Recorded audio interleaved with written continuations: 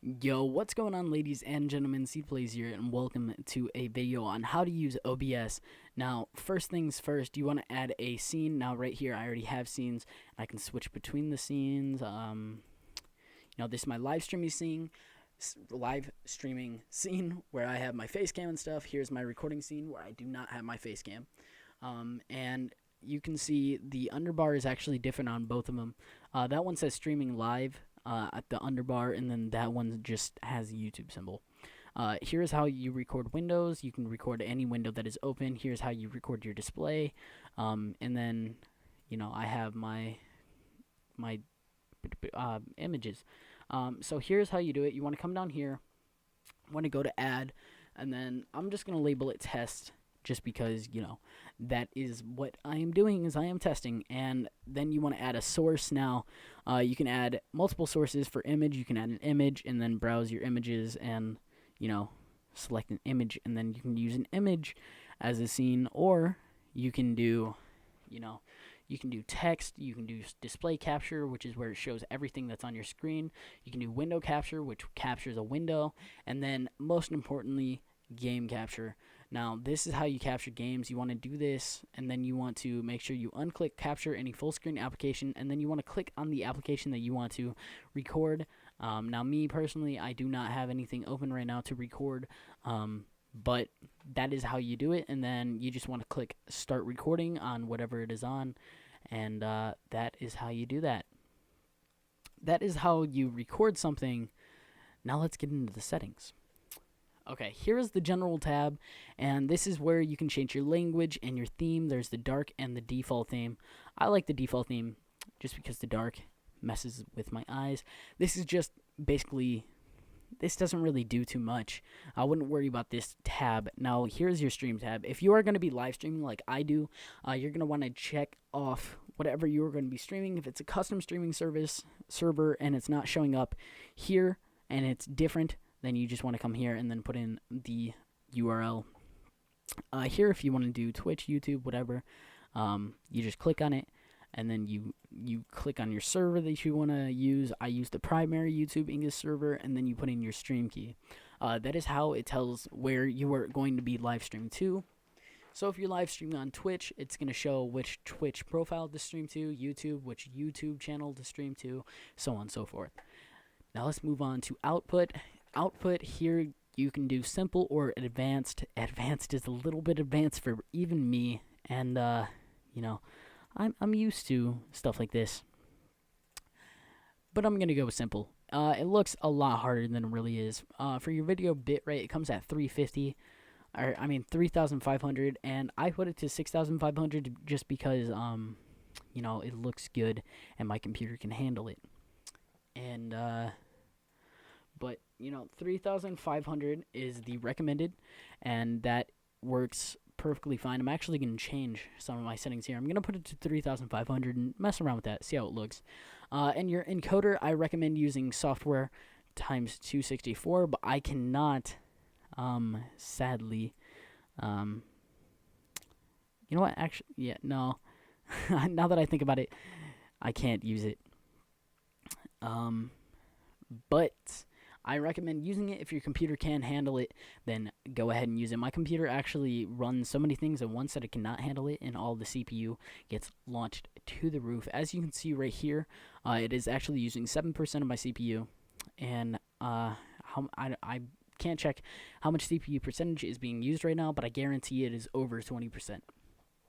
And if you guys aren't familiar with CPU and stuff like that, then don't worry about that. I just recommend putting it on 264, but if it comes out laggy and choppy, then I recommend putting it to whatever other encoder you can use, or just coming here, making it to super fast or ultra fast, because the higher super very fast is like, basically if you put it to slower, then it would have like amazing 1440p quality, but it would just use a lot of CPU. So if you can only use software 264, I recommend putting it higher on the scale to maybe super fast or ultra fast. But I use hardware in because I have an NVIDIA CPU. Audio bitrate, I recommend putting it anywhere above 128. So 128 or above, any of these three work. I just put it at 160. And I don't know why that was checked off. I don't want that checked off. And then here for your encoder preset, if you are not using the 264, I recommend default or low latency, high quality for streaming. And you can use your own custom encoder settings if you know what you're doing, but if you're not, I wouldn't recommend doing anything with that. Now, on to recording. For your recording path, this is just the folder where all of your recordings are going to go into. Mine is just something labeled OBS recordings on my 1 terabyte hard drive. So that is what I do. And for quality, I recommend either same as stream or high quality medium file size. And for your recording format, I recommend MP4 because FLV does not work with certain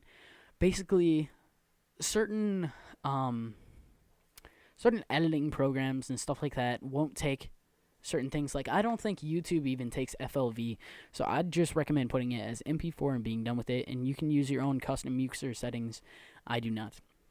For audio, here's where you're going to put your sample rate, and I recommend it 44.1 kilohertz. You can put it at 48, doesn't matter.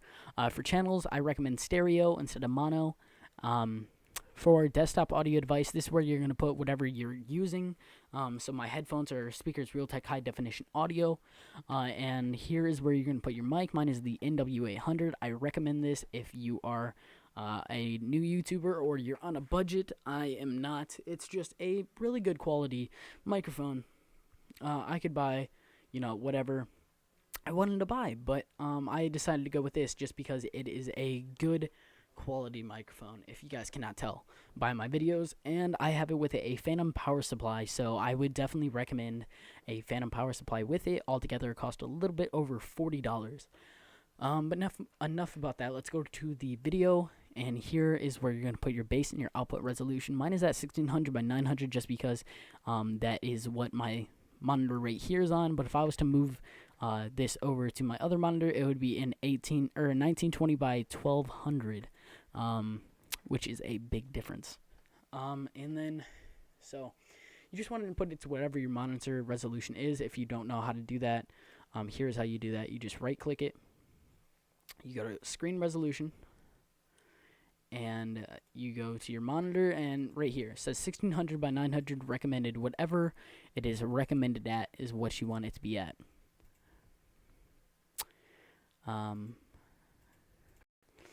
Okay, now let's go back. For your downscale filter, I recommend Bicubic, just because it works the best in my opinion. And for FPS values, if you were going to record at 30 FPS, I recommend 29.97 FPS, or 60 FPS, 59.94 FPS. Now for hotkeys, you can put these as whatever you want. You can do your start streaming, your start recording, discard delay, stop streaming, whatever you want to do. These are your hotkeys. Now I don't have any hotkeys except for my start and stop recording. So yeah, moving on to the advanced. This is where you put your process priority. I recommend above normal, your video renderer, and all that stuff. I recommend keeping it at whatever it's at. All of this stuff I recommend keeping it at whatever it's at. Do not mess with it unless you know what you're doing. But anyway, guys, that is the whole video. I hope you found this useful. If you did, go ahead and leave a like. Comment down below what you guys want to see next. Subscribe if you haven't already. Share this video with your friends, with your family, on Twitter to help me and to help them out. And I will see you guys in the next episode. Peace out. Thanks for being awesome.